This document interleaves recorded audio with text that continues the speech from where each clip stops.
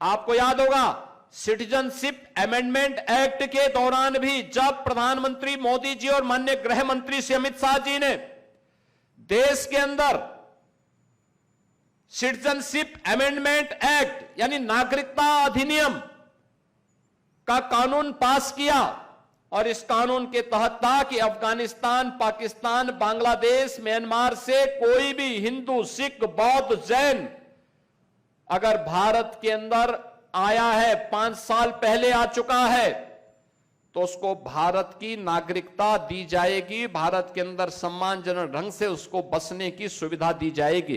तो कांग्रेस, समाजवादी पार्टी और इनके अन्य सेकुलर दलों ने विरोध किया। मुस्लिम संगठन विरोध में आए, लंबे समय तक इनके द्वारा आंदोलन किया गया। आप मुझे बताओ, बांग्लादेश, पाकिस्तान या अफगानिस्तान के अंदर हिंदुओं पर, सिखों पर अत्याचार होगा, बौद्धों पर अत्याचार होगा, जैनियों पर अत्याचार होगा, कहां जाएगा वो व्यक्ति? कहां जाएगा? और ऐसे हिंदुस्तान में तो आएगा। और मोदी जी ने यही किया, लेकिन इन्होंने इसका विरोध किया। बांग्लादेश में हिंदुओं के कत्लेआम पर, दलितों के कत्लेआम पर ये सभी दल मौन थे, किसी का मुंह नहीं खुल रहा था। पाकिस्तान में जब कत्लेआम होता है, इनका मुंह बंद हो जाता है, लोग कुछ नहीं बोलते। देश के अंदर कई हिंदू विरोधी दंगे होते थे, ये सभी दल मौन हो जाते थे। कांग्रेस के समय में जब कश्मीर में हिंदुओं का कत्लेआम होता था, कश्मीरी पंडितों का कत्लेआम होता था, इनका मुंह बंद हो जाता था।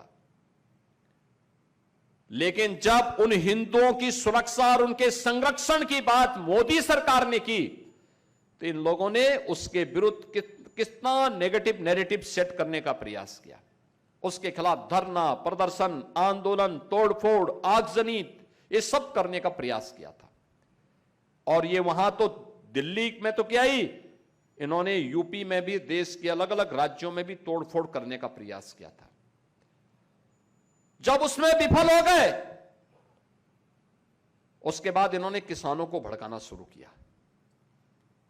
किसानों को भड़काना शुरू किया। किसानों का आंदोलन पंजाब से, हरियाणा से लोगों को बहका बहका करके लाते थे, भड़काते थे।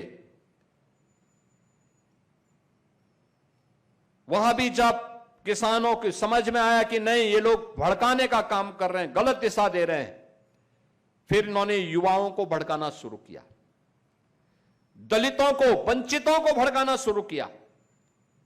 और जब उसमें भी फेल हो गए, अब छात्रों को इन्होंने अपना निशाना बनाना शुरू किया।